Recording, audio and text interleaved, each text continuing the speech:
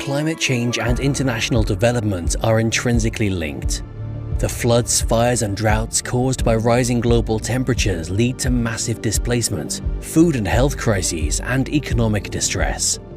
Methane reduction in the energy sector is a fast, actionable and affordable way to help save millions of lives and shave 0.2 degrees Celsius from the global temperature, working toward the 1.5 degree limit. Methane is one of the worst contributors to global warming, and nearly 40% of emissions from human activity come from the energy sector, with many super-emitters located in developing countries. 7.5% of global gas is currently wasted through burning or venting. What if instead, wasted gas was captured and used or sold?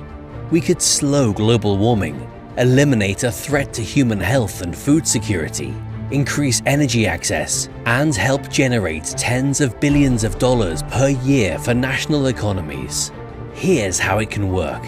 Drawing on the IMF's tax policy guidance, governments tax companies for estimated methane emissions, focusing on super-emitters. Governments track emissions independently via satellite, increasing accountability. Companies are incentivized to use gas capture and monetization technologies.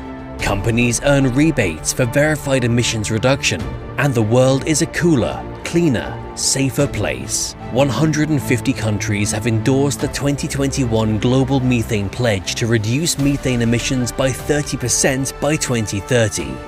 Now is the time for the IMF and other financial institutions to help country governments put those pledges into practice.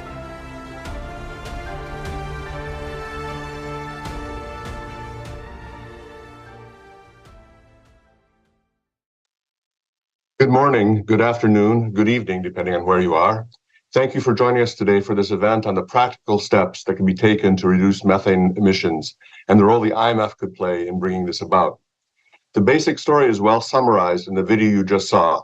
There's an international commitment to reduce methane emissions. We know who is emitting, we know where. And with the proper tax incentives, emitters will find it in their interest to curb those emissions. Most importantly, done well, methane reduction is a rare win-win-win-win. It's good for the global environment, good for local citizens' health, good for government revenues, and good for the emitter who has an incentive to use his energy more efficiently. So how do we get this to happen? That's the subject of today's talk. And I'm pleased to have 5 distinguished panelists with me to talk through this. Margaret Adesina is the Director of Information, Communication, and Technology at the National Oil Spill Detection and Response Agency in Nigeria. Aida Diop is a Senegal Senior Program Officer of the Natural Resource Governance Institute. Ian Perry is the Principal Environmental Fiscal Policy Expert in the Fiscal Affairs Department of the International Monetary Fund. Catherine McPhail is the Chief Executive Officer of Energy CC based in Singapore. And John Hicklin is a non-resident fellow here at CGD. Welcome to you all. Before we get started, I wanted to tell the audience that we very much want to hear their reactions and questions. You can give us your questions by leaving a comment on YouTube, tweeting at CGDev or # Talks, or emailing events@cgdev.org. With that introduction, let me turn to our panelists. Let's start with Ian. You've pioneered innovative ideas on carbon pricing and cutting methane emissions. Can you explain the importance of the global effort to reduce methane emissions and the practical fiscal policies you propose? Ian? Yeah, thanks, Mark.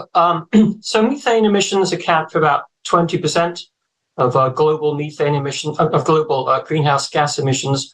But cutting methane emissions has an outsized impact on reducing the risk of passing tipping points in the climate system.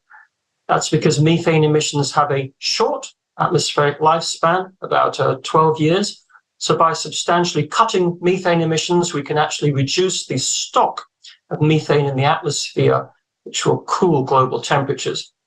Contrast, CO2 emissions have a much longer atmospheric lifespan, centuries or more. So at best, by cutting CO2 emissions, we can slow the rate of growth in the stock of atmospheric CO2, but we can't reduce the stock of CO2.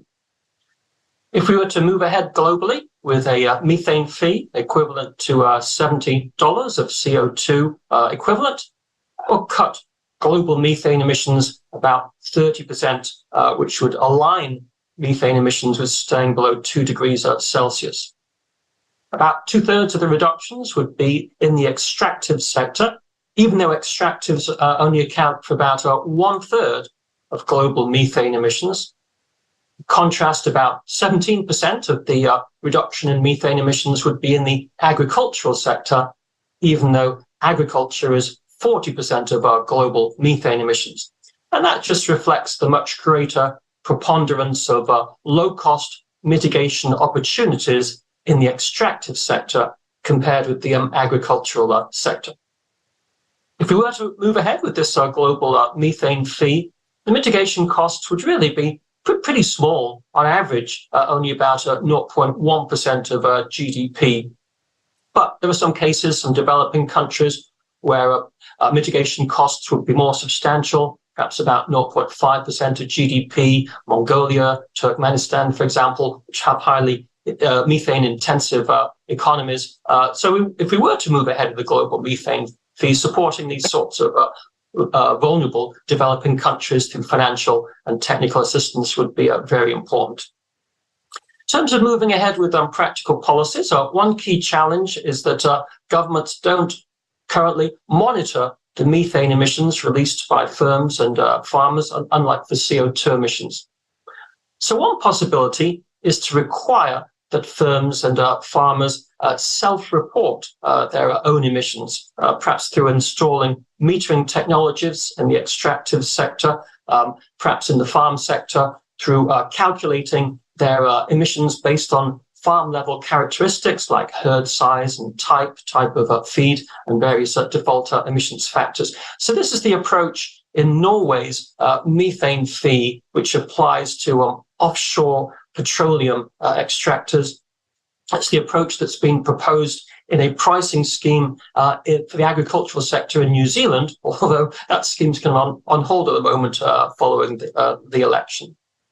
Another possibility is just to levy charges or taxes on firms or farmers based on default emission rates and production levels, but then allow firms and farmers to petition for a rebate if they can demonstrate that their emission rates are below the default rate, maybe through installing their own metering technologies, maybe through installing methane capture technologies, maybe in the farming sector by demonstrating that they've shifted towards more productive livestock herds.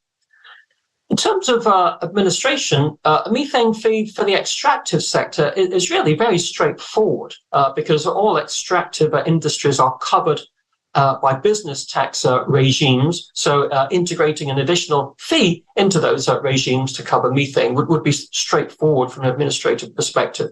And for agriculture, in some cases where that's already covered by business tax regimes, again, methane fees would be straightforward, although far less practical in countries where a substantial portion of farming is in the informal sector.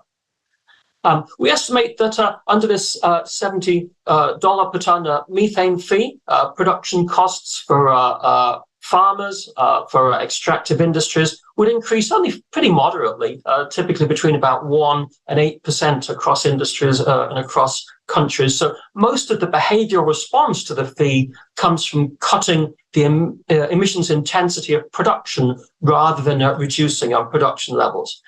But nonetheless, there's a lot of concern about competitiveness impacts for these sectors.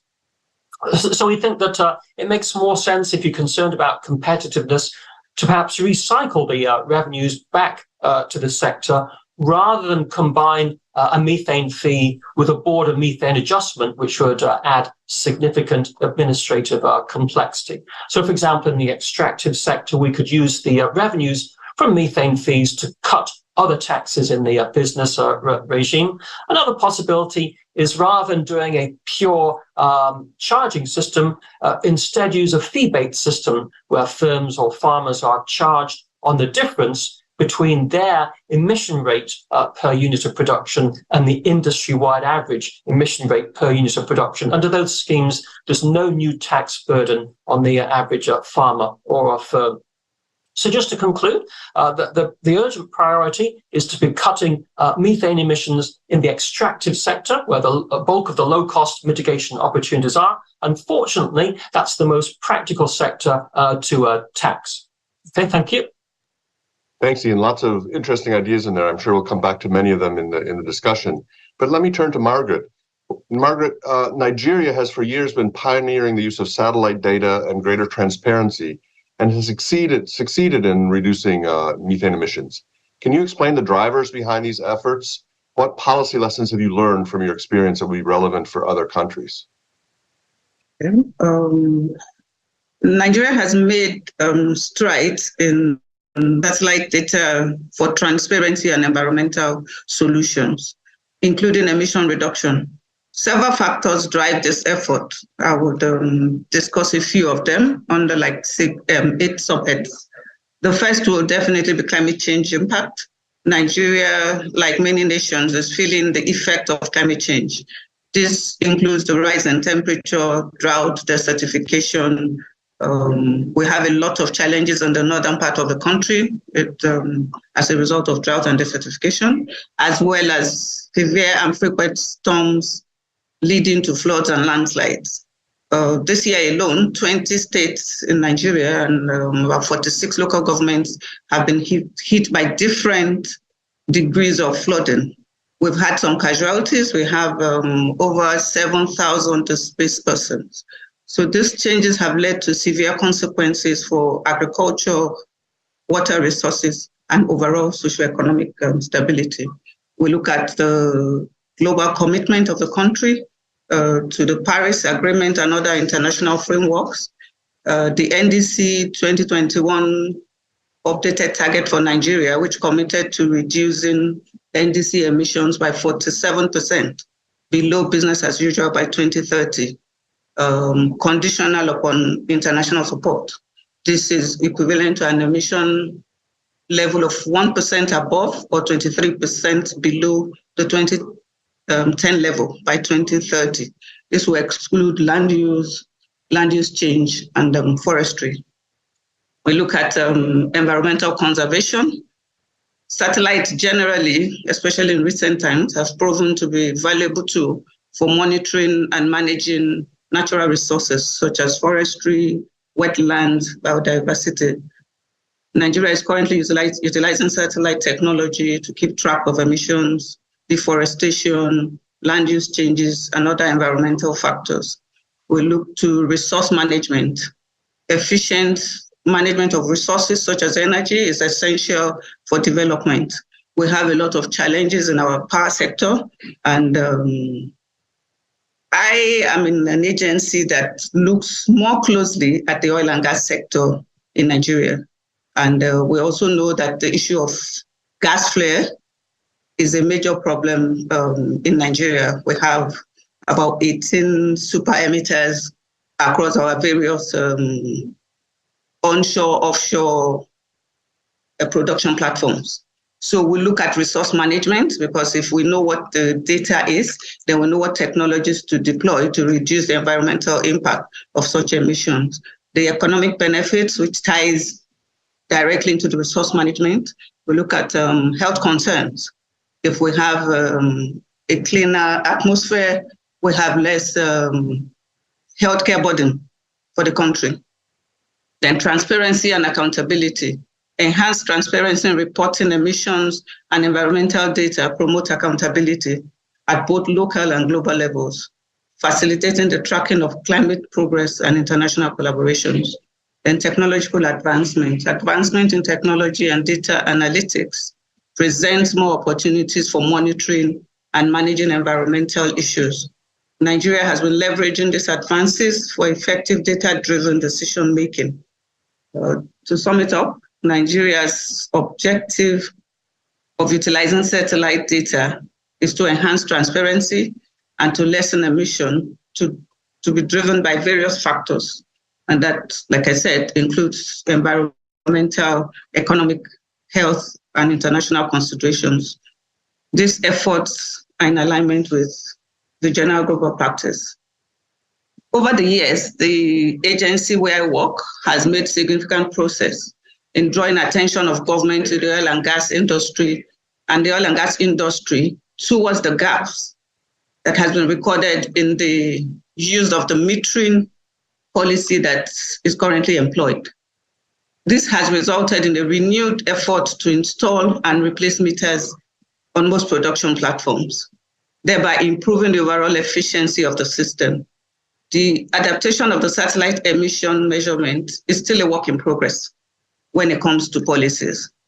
There's a lot of ongoing consultations to determine how data generated from the platform we manage, that is the Nigerian Gas Flow Tracker, can be used to make direct regulatory decisions in the oil and gas industry. The agency has successfully pushed that data from this platform is accommodated in the emission submissions for climate action. That is how far we have gone in this space. Thank you, Margaret. Very interesting. And Nigeria has a fairly well-developed and sophisticated energy sector. Let's turn to talk about Senegal, where the country is just starting out in establishing natural gas as an output.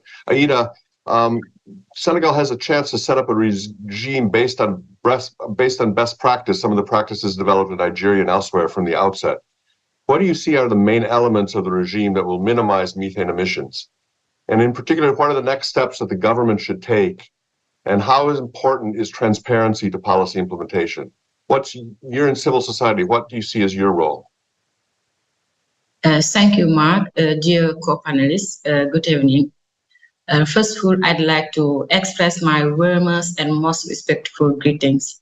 It's a great pleasure and a real honor for me to address you today and discuss a matter of utmost importance, a subject that not only shapes the trajectory of Senegal's emerging oil and gas sector, but also resonates globally in our shared pursuit of a sustainable and responsible energy future.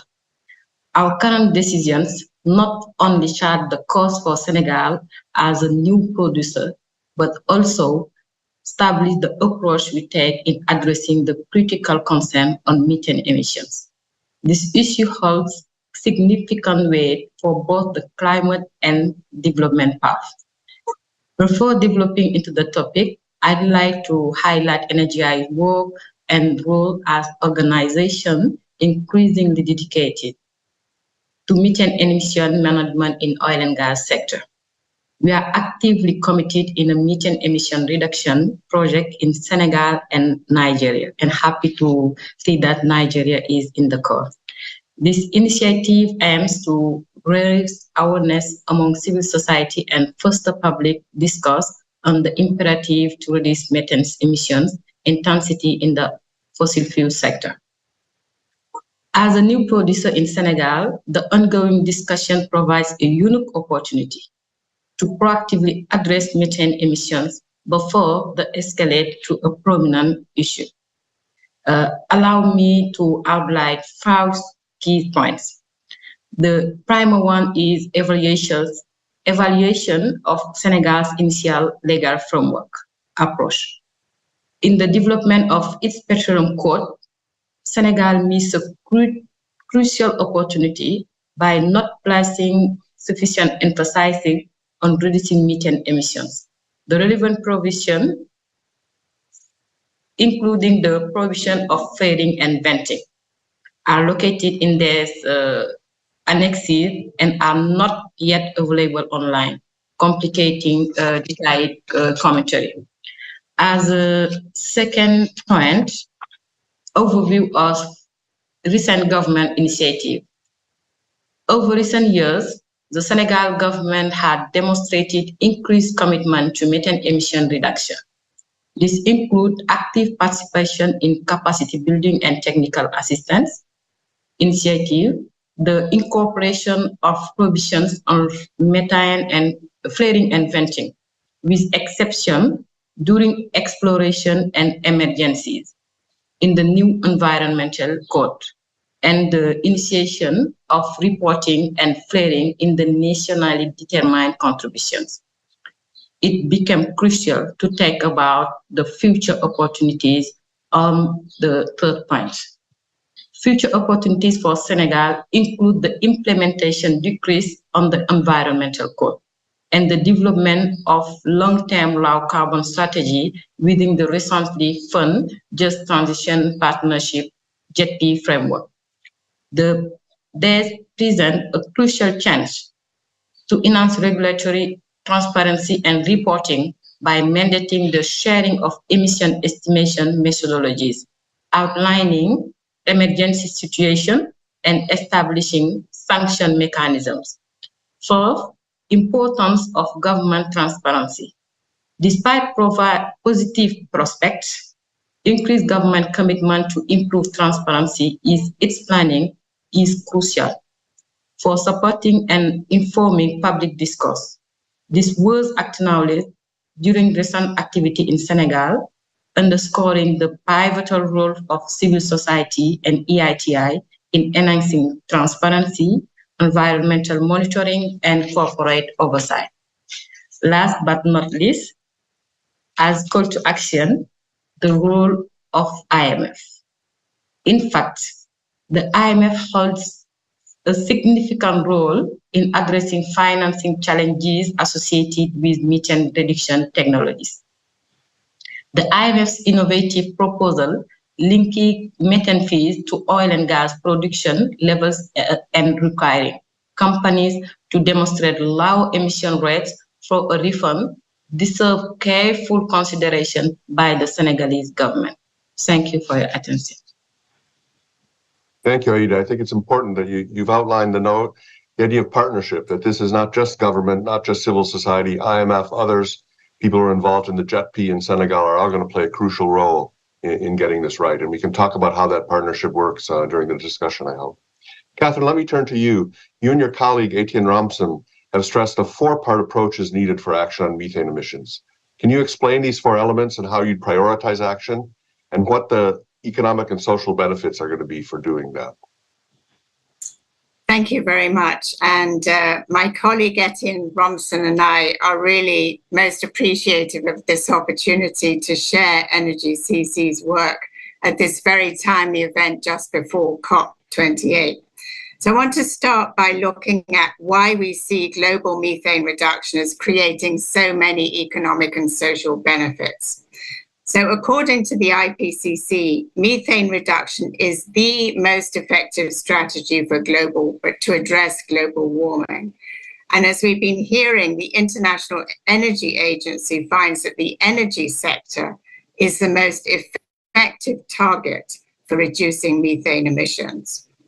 So in United Nations University wider publications, Energy CC shows that the volume of global gas flared and vented is very large. 7.5% of natural gas is wasted every year. On flaring alone, just 300 global super emitters out of 10,000 flares contribute more than 43% of global gas flaring. So at a time when countries are seeking climate finance for the energy transition, this wasted gas has a sales value of $100 billion per year at current gas prices. But if we could have the chart, please. It's not just about the money, it's also about the other impacts, including health. So here is a social cost of atmospheric release. On the top row, you can see methane emissions, which have a disproportionately large impact on human health. This is partly from air quality we've been hearing about. WHO finds that more than 4 million lives are lost every year through this. It's also climate-induced disease, malaria, dengue, etc. This is quite unlike CO2 emissions, which you can also see on the chart. Thank you for the chart. So how can the IMF and others be part of the solutions to support the Global Methane Pledge? Our work shows, as you mentioned, that the solutions involve four elements: satellite measurement, transparency, fiscal measures, gas monetization technologies.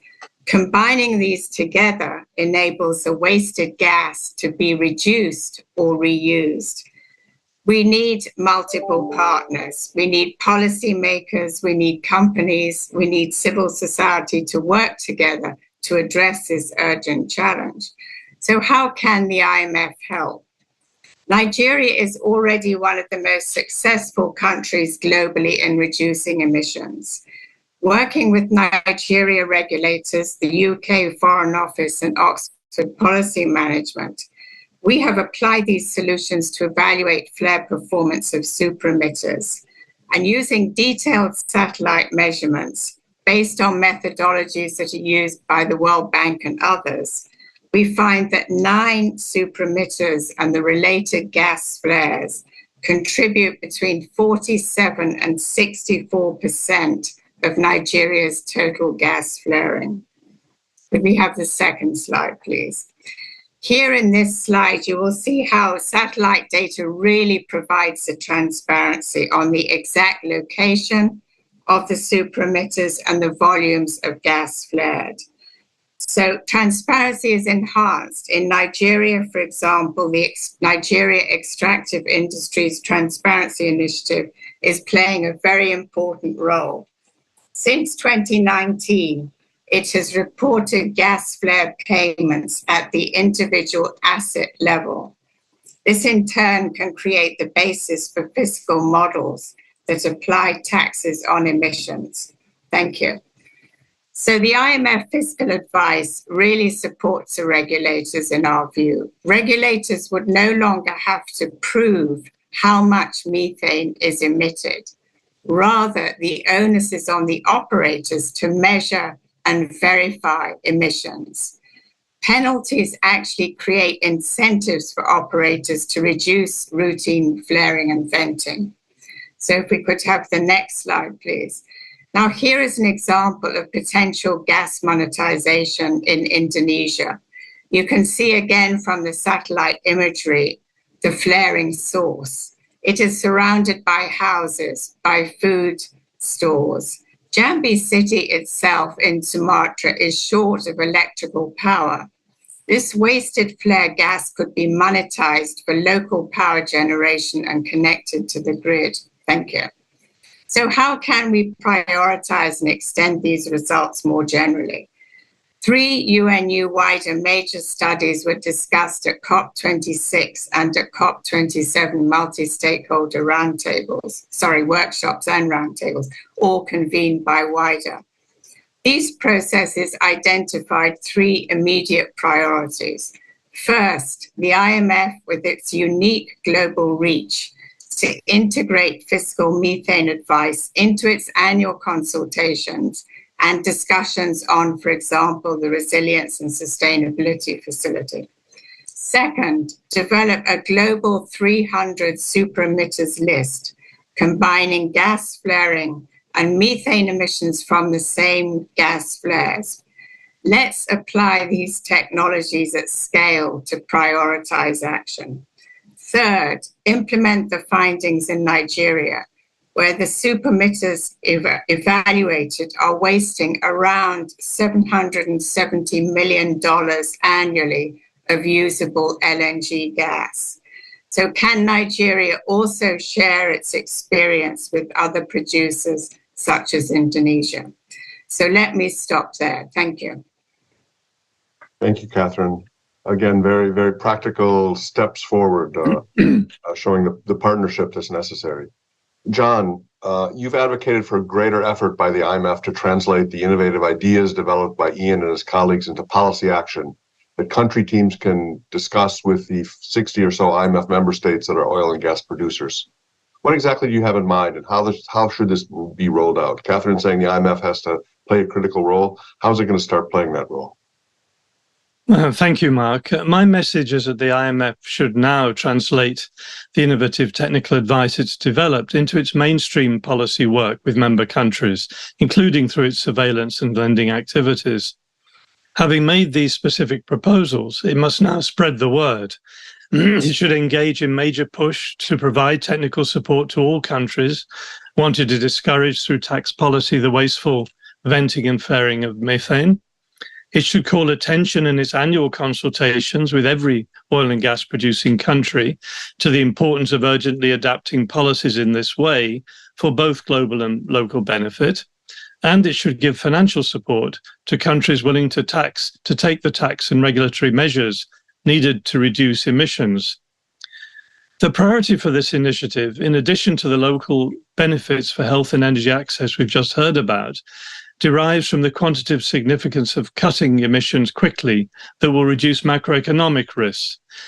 As we can see in the chart, and Ian alluded to this, from the stocktake report from COP28, the goals for greenhouse gas emissions require an unbelievably dramatic reduction from present levels, much more dramatic than those implied in existing commitments, the nationally determined contributions, which are shown in red at the top, even if these were to be honoured.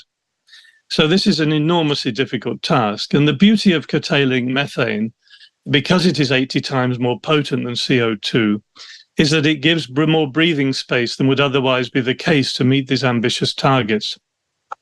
It's a contribution to reduce the enormous global risks, including macroeconomic risks of even higher temperature. And the Global Methane Pledge, aiming to reduce emissions by 30% by 2030, is estimated to shave 0.2 degrees Celsius from global warming by 2050, making that path at the lower end of the scenario, the lower scenario on the chart, more plausible than otherwise. So action on methane emissions from oil and gas is a fast way to help achieve these goals. Failure increases the risk of triggering warming that is uncontrollable and irreversible. With other worthwhile global ambitions we're familiar with, such as reducing poverty, improving health outcomes, or increasing economic growth, failure to meet targets adversely affects the current generation, but there is at least the chance we could all try and try again. Not so with delaying the efforts to curtail global warming, which will not be amenable to such repeated games. So there is now certainly greater momentum behind the idea of cutting methane emissions, and we've heard a lot of that today, including the announcement last week from the EU, but practical action is lagging. This is where the IMF can help to overcome the policy inertia and the misalignment of incentives for oil and gas companies that regulatory and fiscal policy can address. The IMF is in a perfect position to quickly provide the nudge provided to change behavior. Not only has it developed the technical advice, but it has the process already in place, the Article 4 consultation, to be able to discuss with every country given its unique global reach. And it now also has the lending facility, the RSF, that can provide financial support for such reforms. So how should the IMF action be rolled out? First, the IMF teams working with the 60 or so oil and gas producing countries or potential countries like Senegal should be sufficiently aware of the benefits of this technical fiscal advice that they can raise the issue with country authorities. The key point, as been mentioned, is that the fees might be levied based on default emission rates, with rebates for firms that can show that their emissions are less than default. Instead of seeing mitigation as a cost, country authorities may be pleasantly surprised that they can use the captured gas for increased energy access or revenues from export, and reduce the prospect for some of incurring EU cross-border taxes. Second, in the next Article 4 consultation with each oil and gas producing country, including the largest emitters, several of whom are G20 countries, IMF country teams should urge adoption of the fiscal advice, describe the authorities' response in the subsequent report of the Executive Board, and alert the fiscal experts, such as Ian, of requests for more technical advice. In the year between COP28 and COP29, the IMF could then collate and publish the global responses. This will get the momentum for further change. Finally, introduction of this fiscal measure should constitute one of the reform measures that would justify access to drawings under the Resilience and Sustainability Facility. This is important, not just for those starting out, such as Senegal, where IMF staff have already engaged, but also for those with an established oil and gas industry. And it's important to note that in the Senegal case, as Aida mentioned, the IMF team has been engaged already. And I think that's a good example of where we could make a start. By all these various means, the IMF can play a leadership role in facilitating practical and urgent action. Thank you. Thanks, John. So that ends our presentation for our panelists. I want to remind the audience that we want your reactions and questions. You can do this again by leaving a comment on YouTube or by tweeting to @CGDev or #CGD Talks, or email us at events@cgdev.org. Let me turn to perhaps to you last. You were the last speaker, John, but you're talking about the IMF. I think some skeptics would say this isn't the IMF's role. The IMF is a financial institution. It's not a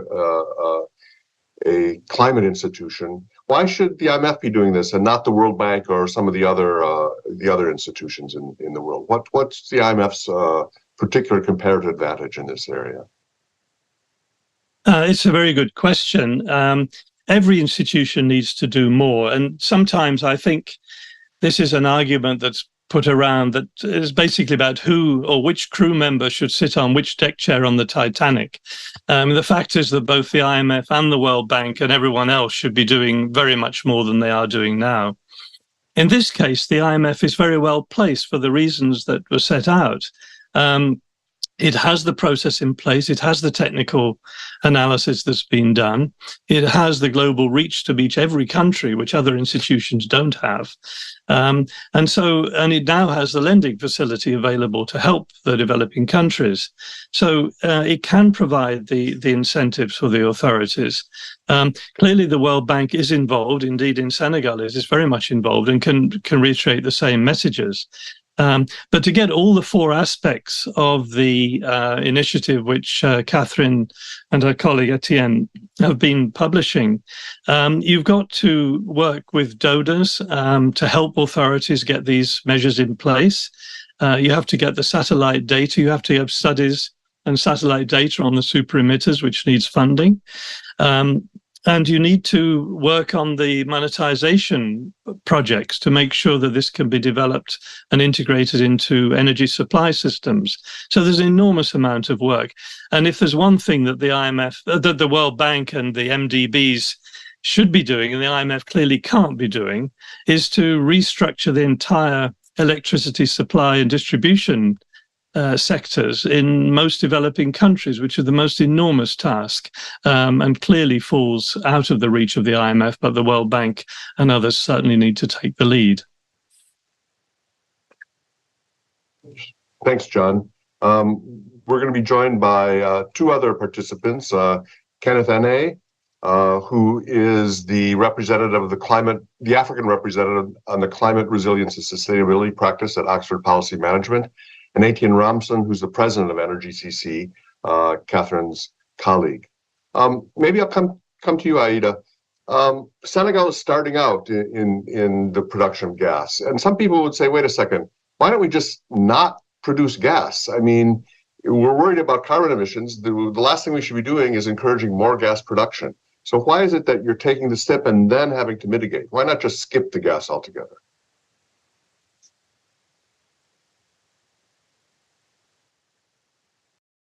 Aida, do you have a thought about that, or? Yeah.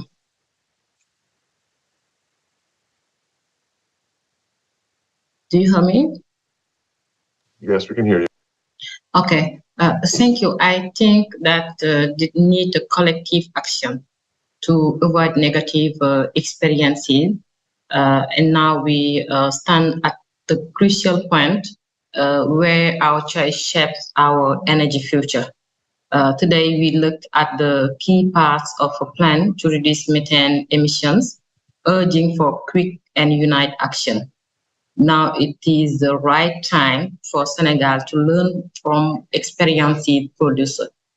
With the lack of methane affecting our local markets, it's vital for national and international groups to work together and avoid the problems seen in countries like Nigeria.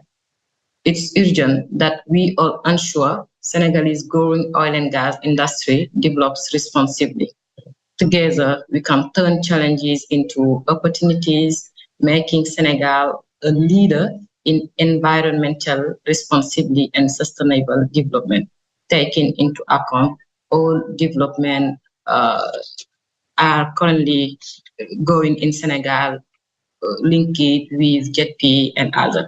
And I think also that new producers and national oil country have a crucial role to play in this way.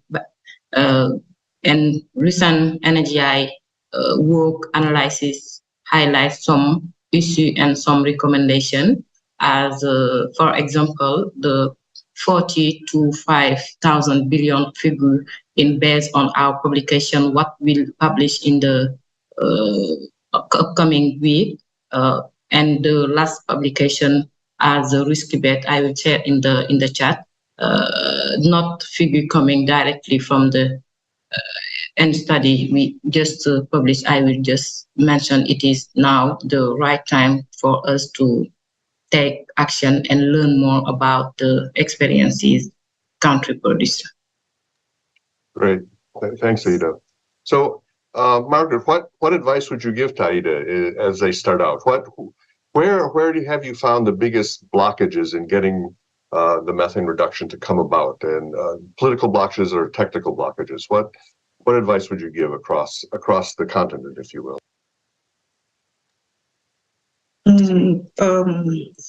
From Nigeria's experience, I think issues around accessibility to production platforms have really been a major challenge in the way we get emission data in the past. But since 2016, 2017, we deployed the satellite technology for the first time and did an upgrade in 2018. And that has helped to improve responsibility around the way organizations now view their emissions.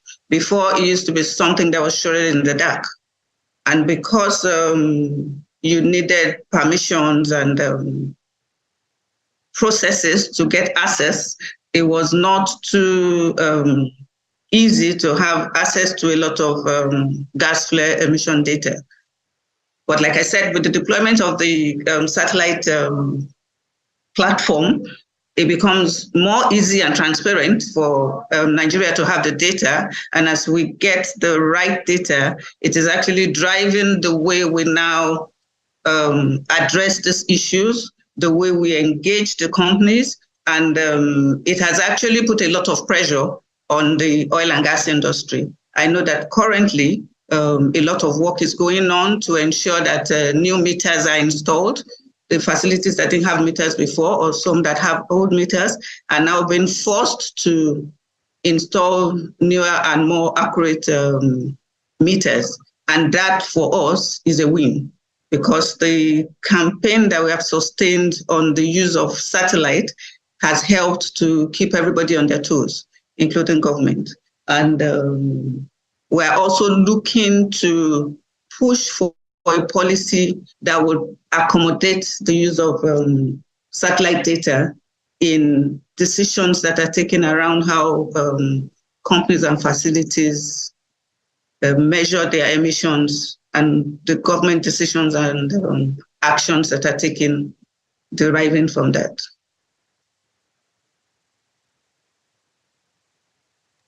Thanks. We talked about satellite, and Catherine, I know you and Etienne have been working extensively on trying to develop this satellite data or understand how it can be useful to countries. Maybe you can give us some insight as to how widespread is this satellite data, how available is it, can governments get access to it easily, or are there any blockages there that might require international action? Thanks, Mark. So the satellite data that we use is actually publicly available. It's released by NASA, and it dates back to 2012. So that provides trend data on satellite measurements, which is extremely useful if you're wanting to see whether there's routine flaring going on, for example, as opposed to a specific upset for a safety reason of some sort. So that is publicly available. But what we find is that it's generally not used in the way that we have developed the methods that we have applied, for example, in Nigeria. And what we found also when we were looking globally is that Nigeria was really the first country that we could find that had pioneered the use, as Director Adesida is saying, of the platform that they have, the satellite gas flare tracker. So it's not widely used at the moment. There are initiatives coming forward to do this, but I would say that in our experience, this has huge potential, which could help countries such as Madam Adesida has already pointed out. Thank you. Thank you. There have been various international efforts too, to commitments, if you will, to reduce methane emissions. I'm told that the EU has announced that it's going to impose some legal restrictions in the years ahead. What's going to be the impact of that? Can anyone comment? I'm not sure who's best placed. Yeah. Catherine, go ahead. Sure. We'll call on John. So yes, as you say, the EU has just agreed a regulation to limit methane emissions, which are associated with the production of oil, gas, and coal, production and supply of oil, gas, and coal. And this will apply to both domestic production and imports. But since the EU imports almost all its oil, about 90% of its natural gas, and 70% of its coal, this is really an important new development. So the expectation in the regulation is that by 2030, importers will have to meet what they call maximum methane intensity values. These are yet to be defined, but there will be penalties for all supply contracts which are signed once this law enters into force, which is expected in the next year. This regulation also requires producers and suppliers to stop routine flaring and venting of methane as well. Now, in our view, this really makes the case for developing countries in particular to minimize their emissions from the value chain, including the exploration, production, and exports, in order to benefit from their own efforts. Many countries see climate mitigation as costly, but our work shows that by reducing methane emissions, these countries can, as we've been discussing, use the natural gas for energy access or obtain additional revenues from gas exports. And if the carbon intensity of their extractive sector reduces, this in turn will reduce the penalties that the EU is imposing. So they will end up with the benefit rather than the EU importers. So we see this actually as full of opportunities for countries. Thank you. John, did you have any further comment or? No, I just wanted to emphasize that latter point, that actually this is an additional reason why developing countries should take action to make sure they maintain the benefits. And this may be a development that occurs more generally as these different regimes in different parts of the world take place. So maybe, Ian, I'll turn to you, back to the IMF. John has made the case that there's there should be a big push for the IMF to work on these issues. Do you see your colleagues at the IMF taking this up, and what is it that people from the outside can do to move this forward? Well, on the Article 4, the country teams need to agree with the authorities on which topics will be covered in a particular year. For the top 20 greenhouse gas emitters, it's mandatory for the country teams to cover climate issues once every 3 years. For other countries, it's strongly encouraged, but we can't mandate it. So, if a country team thinks in a particular year they'll have more traction with some other issue, they won't necessarily cover climate. But certainly where we do cover climate, this is something that we'll mention and discuss where it's relevant. And then, as you say, the RST gives us like an additional lever as well, because that's funding that can support initiatives which will help implement regulations or fiscal measures on methane. So in some sense, it sounds like there's a bit of a chicken and egg problem with some countries. The countries have to ask the IMF. The IMF can't do anything the countries ask, but the countries don't know to ask. So how do we begin to get countries to ask these important questions, to seek this advice? How are we going to, if you will, make this impetus more widely felt?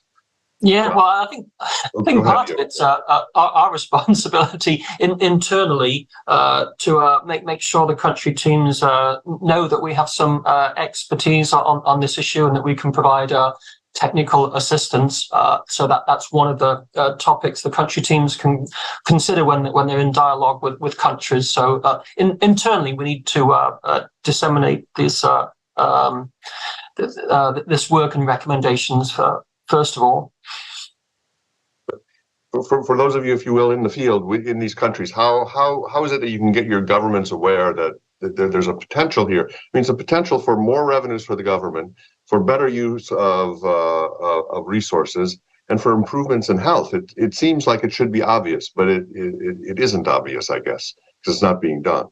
So how do we get it started? How do we jumpstart it? I think for Nigeria, we're actually already on the right path. Like I said, we had sustained a campaign for the past couple of years, and I believe we've actually gotten the attention of government. And a lot is happening, and I believe that in the next 1-2 years, we will see Nigeria in a much better place when it comes to emission issues. And what was the key to getting that ball rolling? What was the thing that finally captured government's attention, you think? As I said, it was the sustained reporting of the data from the gas flare tracker. Right. Because the fact that the data comes out in such huge numbers made it a little, pushed it a little to the fore. And, it's like you're seeing something at a closer range from what you were saying before. I think, like I always say, if you have the right data, then you can take the right decision. But if you also don't have the data, or you have either inaccurate data, then you might be taking wrong decisions. So since we have improved transparency and reporting, it was actually just a matter of time before government started to act. And can we do that more widely than Nigeria? Clearly, Nigeria is a very energy intensive, energy producing intensive economy. Where else should we be looking to do this?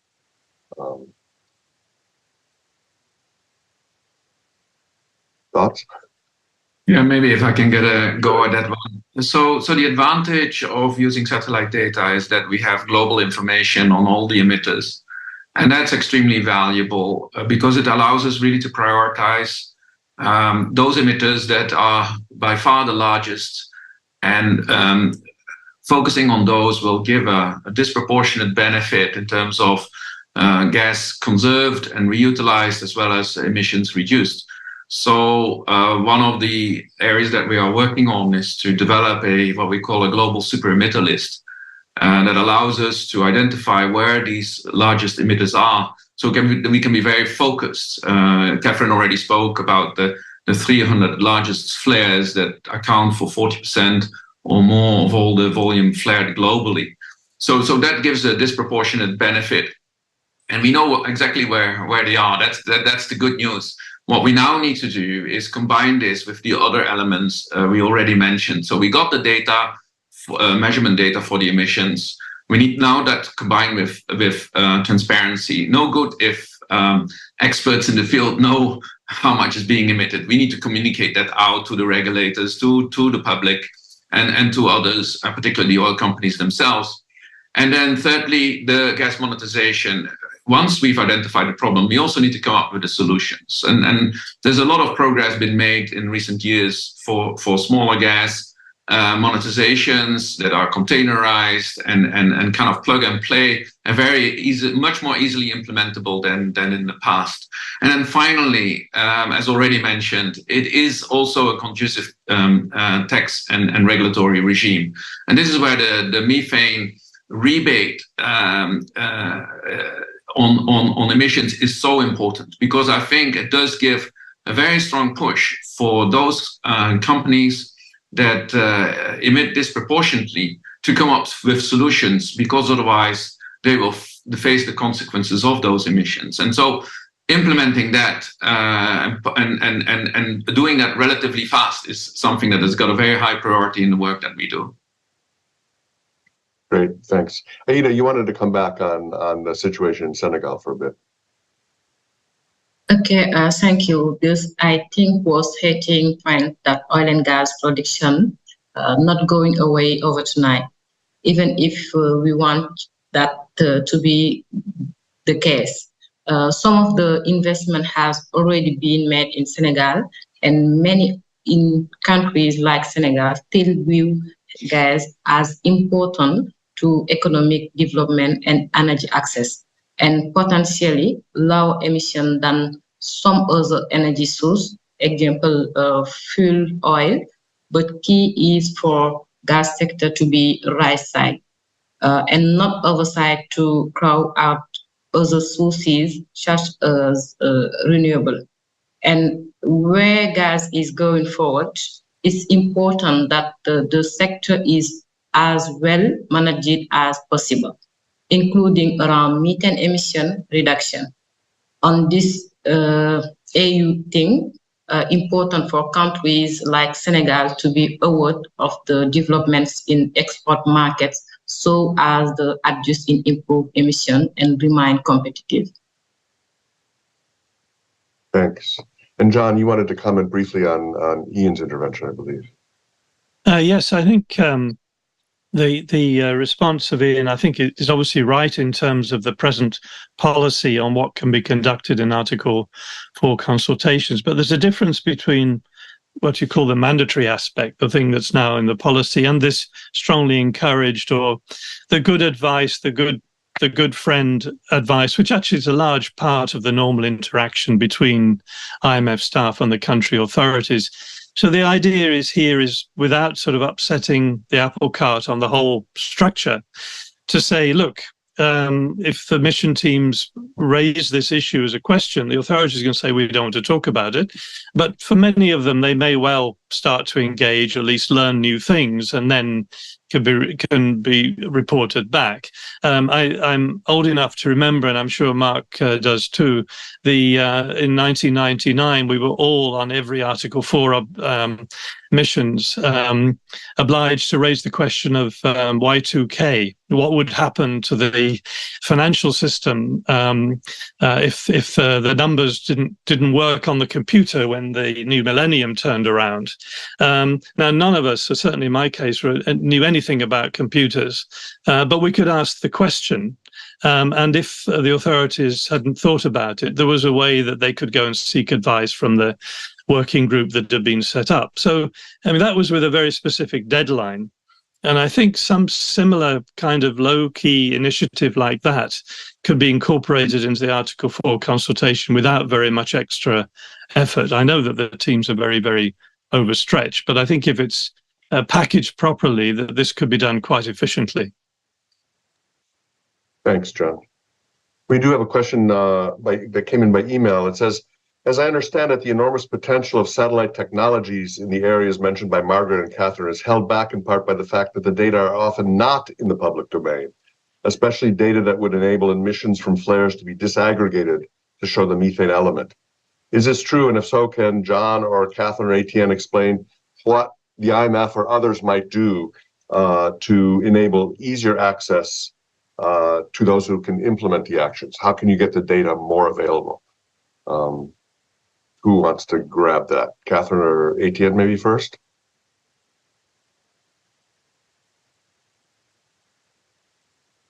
Etienne, do you want to go first and then I can follow up? You're on mute, Etienne, sorry. Sorry. Yes, let me have a go at this. It's a very valid comment and it's a very true comment. So certain information indeed is publicly available and very now more widely used, as we described earlier on. But not all. That is not true for all information, and particularly what is needed is high-resolution methane measurements by satellite. And there are more commercial firms that actually are launching satellites that are able and capable to measure at this level of detail. However, this information is not in the public domain, and very often companies that want to review their own emissions actually hire these satellite companies to do their measurements for them. But that is then not being shared with others, and I think that has a number of consequences. As we already mentioned, transparency is so important, not just for the regulator but also for the public domain, and particularly for reporting. I mean, just to highlight one thing is that when it comes to reporting, the operators of assets report the emissions of their assets, but very often, if you're a co-owner of those assets, those emissions are never being reported by other companies.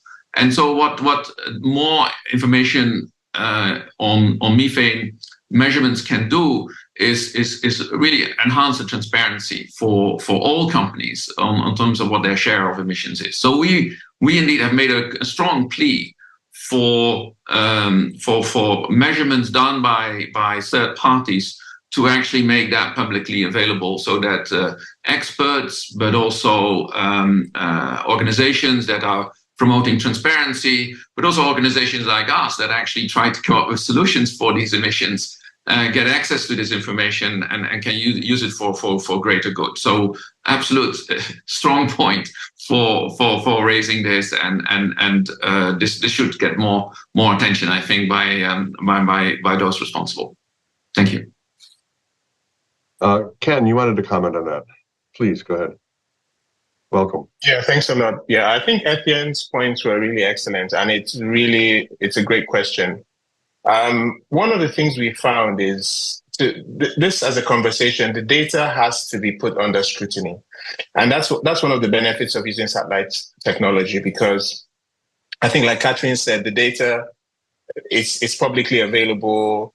The analysis and the assumptions are made. And then I think what we've seen in the sort of policy reform cycle of getting government, because the government role is as a regulator, obviously, but also as an enabler to ensure that businesses within their jurisdictions actually are able to operate in the right manner. And we found that this data, especially when it can dispel assumptions. I'll give you a simple example. So with the work we did with NGCC and working with NOSRA, one of the assumptions I've always had, and a lot of practitioners have had, is that marginal oil producers, which are technically smaller fields, would flare less and should have less penalties. And the regulations actually are sort of aligned to that assumption.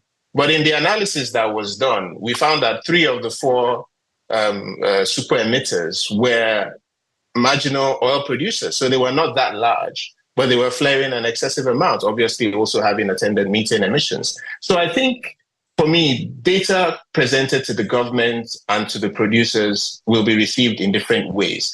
The question is, this as a conversation has to happen. People have to be aware of the issues. And I think if you listen to Margaret's initial summary about how the Nigerian government looks at the issue, there are climate considerations, there are health considerations. I mean, there's a picture I always have in presentations where you see a flare site and there are homes and there's a market just meters away. And if you see that visually, it gives you the impression that, wow, every day this atmospheric gases are being released and there are people going about their normal businesses without any option because that's where they live. So that's sort of on the health side. But then you also look at it from the revenue side. A country like Nigeria, I mean, I always say Nigeria is a gas country, not an oil country, and it's proven because of the level of reserves. We have actually more gas than we have oil. So it's very difficult to say, can you move away from oil exploration and the attendant associated gas and utilization of gas? I mean, obviously, crowding in renewables and all that is necessary. So what I've seen with this satellite technology and the data is conversations are happening. The government is getting aware. And if you support the government, like we've done over the years, there are always different perspectives. There's sort of, oh, should we use meters? Should we use this? I think the issue is all solutions in terms of addressing this issue have to work in sync, and they have to be honest conversations, and they have to be people willing to debate the issues. So I think that was an excellent question from the email, and it's one that we really need to, I mean, even this session we're having is putting the information out there, and they're really, really important for people to know what needs to be done. Thanks. Thank you, Ken. Another question's come in. What can be done to provide large private operators of oil and gas field incentives for embracing lower methane emission strategies and orient their investments accordingly? Are international standards for communicating with their investor base established here? What is working in terms of large operators actively communicating with their investors base along this priority? How do we get the big guns, if you will, in this area implicated in this whole conversation? Who wants to grab that? I see smiles and nods, but yeah. Okay, short one for me then. Absolutely true. Maybe I should give it a shot. Okay. The issue with investors is to have meaningful conversations with the big oil and gas companies. And that cannot be done on generalities. That has to involve specific assets, specific emissions, specific data. Only then can you have a tangible discussion and hold companies to account. And this is exactly what the discussion we're currently having on providing sufficient information and data and transparency is needed for those discussions. Margaret, did you want to come in on that as well? Or somebody, I thought I heard another voice. Yeah. John, go ahead. Yeah, I mean, I think actually from what I've gathered from the work that has been done so far, actually some of the larger oil companies and gas companies either didn't know quite how much was being emitted.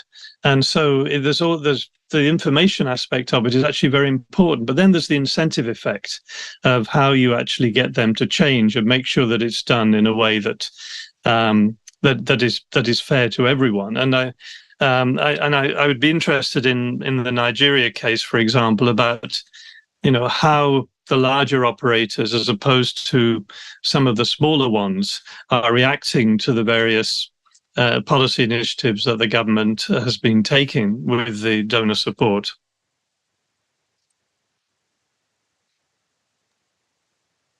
Any reactions on John's question? Or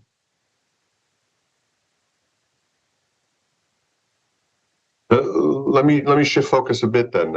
Next week, the countries of the world are going to convene for COP28. Is it 28 or 29? I get the numbering mixed up. But they're all convening, and it's going to be a grand show. What's going to happen on methane at that meeting, or what needs to happen? Are there elements that are going to be put forward at this point, or is it taking if you will, a back burner? Anyone informed? Or what should happen?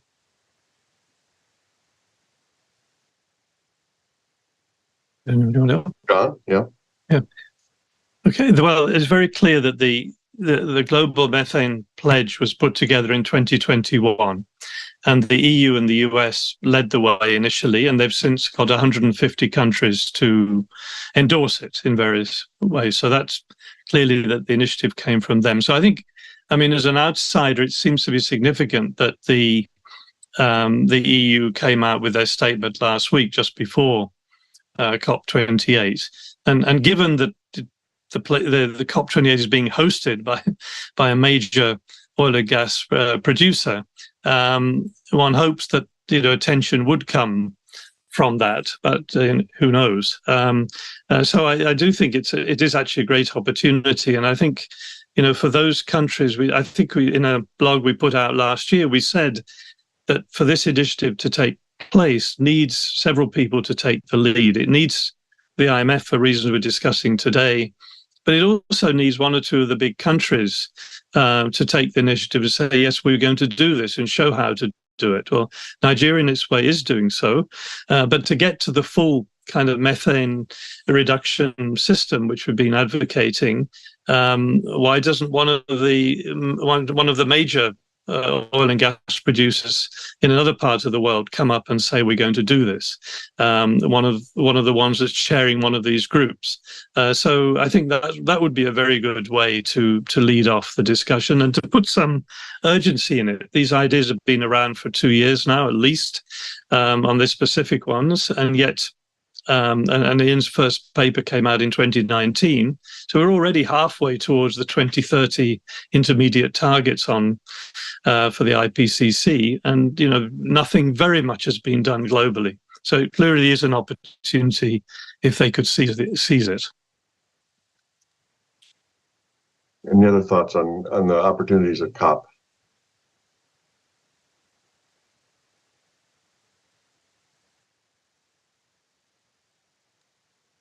Good. Well, maybe what I'd like to do to sort of wind up the discussion is to go to each of you and reflect on what you've heard today, and tell us the one or two things that you think are most important on the international agenda. If you were running the world, if you will, what are the one or two things that you would have either the IMF or oil producers or gas producers or countries do to get this thing moving? Because again, it seems frustrating, John expressed it well, that it has a potential to be a win for everybody involved, and it's not moving off the dime, and so it needs some push. So maybe we'll go in reverse order, including our two late joiners into the discussion. Etienne, let me give the floor to you. Your one or two actions right now, and then we'll go to Ken. Yeah, I guess from my perspective, IMF came up with a brilliant idea of making sure that the oil and gas companies themselves are responsible for the metering of their own emissions, and came up with a very clever way of doing that through the deemed approach and then the verification that follows it. But it needs to be operationalized. So I think one of our priorities going forward would be to actually operationalize this. How do you do this in practice in a way that is data-driven, transparent, and acceptable for parties, so that this can be actually implemented and implemented fast? And my sense is that's going to take some experimentation and some discussion among all the parties involved. Ken, what's on your wish list for this? Yeah, quite a long list actually. But I think in terms of two quick actions, I think the use of satellite technology and the whole MRV systems, I think that has to be put on the front burner. But then from a sort of resource angle, I mean, where you look at the amount of gas that is being wasted.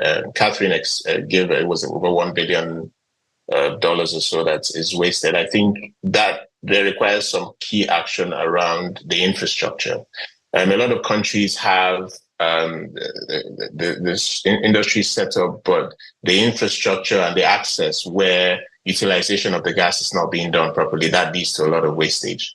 And there are quite not easy fixes, but there needs to be incentives which are put in place that will allow these producers channel the gas where it should be utilized. I think that's an action that would help both on the revenue side, but also on the emission reduction side. I think those are the two I'll talk about for now. Thank you.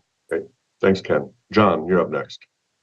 I would say two things. I would say they're both urgent. One would be to follow up, as I'd suggested, for the IMF to get the country teams involved and to ask the questions of each of the relevant country authorities in the next year and report back. And if necessary, if possible, for those countries qualifying to use the RSF. The second would be to get the super emitter study of the largest, the super emitters for the world, with that data actually done, published and out there so that everyone can see it, and someone should fund that and get it done. Good ideas. Let's see. Catherine, you're next. And then. Great. Well, thank you. I will reinforce what John said on the super emitters list. This really prioritizes scale and speed, which are both priorities, certainly for COP28. But if we had funding to develop such a list, what we'd see really is it will benefit investors. Investors are very focused on are companies meeting their emission targets or not. It will give them an idea about who in their portfolio is actually making progress based on data that Etienne was talking about. It would benefit governments who are, as Ken said, seeking opportunities for revenues, energy access, and human health. The human health dimension we've touched on, but this is a huge issue, and for communities as well. But it will also benefit companies because increasingly there is higher prices being given, particularly here in Asia, for companies with producing responsibly produced hydrocarbons. So there's actually a premium now developing in some markets for this, which again would benefit the operators. My second sort of ask would be to implement the findings in Nigeria. We have talked about this extensively, but I think there's, again, as we've discussed, policymakers now have the visibility of these multiple benefits. And it's that visibility that can help other governments. And I would very much like to see Nigeria, having pioneered all this work, sharing its experiences with countries such as Indonesia. But the IMF has said that there's 60 countries worldwide which are dependent on oil and gas production. So they could really benefit from the lessons that Nigeria has learned and is learning, and then that we could perhaps see some uptake moving a bit faster. Thank you. Thanks, Catherine. I'm curious, and maybe there's some funders listening in. How much would this super emitter study cost? I mean, what are we talking? Is it millions of dollars or hundreds of thousands of dollars? Or, I mean, it seems to me like it should be straightforward, but I don't know. I'm not a technical expert. Yeah, this is not in the millions of dollars. I mean, we haven't done some recent cost estimates, but we were looking at well under $1 million to produce a list such as this. That we're really not talking in the hundreds of millions here. And yet, as I say, the benefits for so many different actors would be enormous. Let's see if we can find some funding for that. That would be a great idea. Aida, I turn the floor to you. What are your two ideas? I want to add two things. The primary one is on methane. Progress has been too slow, and national oil companies and other oil and gas companies need to move beyond pledge and to implementations. A missing element has been a real push by a wide set of stakeholders for greater transparency and accountability on emissions. And just to want to reinforce that, for Senegal, it is the right time. We are at the crucial time in our trajectory energy, and we have the opportunity to learn from experiences producers, and just another call to action to IMF on the upcoming COP to raise the voice for more methane action in terms of reduction, in terms of transparency, and in terms of support at country level, including government, but civil society also, because of they need to have capacity to make sure that they will play a key role to push for transparency and more accountability. Thank you. Thank you, Aida. And I think your call to the IMF has already been heard. Our understanding is the IMF Senegal team is quite involved and interested in doing this. So I think there's a great partnership that can develop there. Margaret, the floor is yours. What are your two wish lists, if you will, for the end of the year? My first wish would be the adoption of a hybrid measurement approach for emission data. If this can be adopted globally, I believe it's going to help increase transparency around emission data reporting generally in the oil and gas industry. The second one would be something that I see as a project or a wish, particularly for us because of all the work we've done around satellite data measurement and the project we've done with Foster and Energy CC. We're actually currently seeking funding to see how we can build a pilot using all the data we've gotten from this project to build a platform where this flare data is, especially from the super emitter, we identify one and then harness the gas and push for better uses. We believe that for Nigeria, because of all the resources we're wasting, this is really, really going to help us in terms of economics as well as sustainable development. And it will also help the entire climate change process. So we are hoping to get funding to test to see that this works. And we believe that that will also help other countries take on that initiative.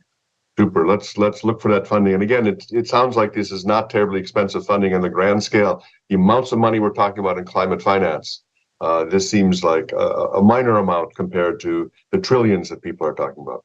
Ian, lots of focus on the IMF. I know you're not, I guess you unfortunately have the position of having to speak for the entire institution, but you're not in that position. But what are your two wishes and what's a bit of your reaction to the discussion today? Well, it's interesting that nearly 2/3 of methane emissions are released outside of the extractive sector, particularly in agriculture and waste, and we haven't really touched on those sectors. It makes sense to focus on the extractives because that's where the cheap, the low-hanging fruit is. But we should keep working on the other sectors as well. Ultimately, we'll need to cut emissions from those sectors. New Zealand was setting a good example with a proposal to price emissions from the agricultural sector. It's been put on hold, but I think that could have been a good model for other countries. So we should keep thinking about the other, bear the other sectors in mind and as well, and think about practical ways to monitor and price the emissions from those sectors. In addition, in addition to the, collecting data on the super emitters, more generally, just keeping track of emissions, methane emissions by country, policies that are in place, and projections of future methane emissions by country, taking into account existing and planned policies for the sector. So we could just be comparing mitigation effort across countries. That helps inform international dialogue. It hopefully put some peer pressure on the countries that are lagging. So that information to support the dialogue is very important. Maybe continue to work at the technical level on the costs of technologies to cut emissions. And then just finally, well, we need some good country examples, because if some countries take the lead, that galvanizes others to act. We've seen that in carbon pricing, where hardly any countries were doing that a few years ago, but that momentum's spreading for carbon pricing. So, Norway's a good example. They have a methane tax in place based on self-reported emissions. So we just need some more good examples, and we've heard about some good country examples as well, but just sharing those experiences and showing other countries how this can work, I think it helps catalyze and galvanize action. Well, I hope this discussion today has begun to provide some examples and begun to provide a platform for the kind of sharing that needs to take place. And I think, as everybody has emphasized, this isn't any particular actor's responsibility. There are a multiplicity of actors who have to act together. It's going to take some impetus from the IMF or from others, but also from people like you who are closely involved in this and telling this important methane story. It was certainly a story 6 months or a year ago, I knew nothing about. And I think more people need to know this. So thank you for joining us today. Let me thank the audience for joining us as well and for your questions. There'll be a recording of this event available, along with some documentation, a link to the video that we showed you at the beginning, and various publications in this area that CGD and others have done. So that will be sent around to all participants and available on our website. So let me thank everyone again for your participation today and wish you all a good morning, a good afternoon, and a good evening wherever you are. Thanks a lot. Thank you.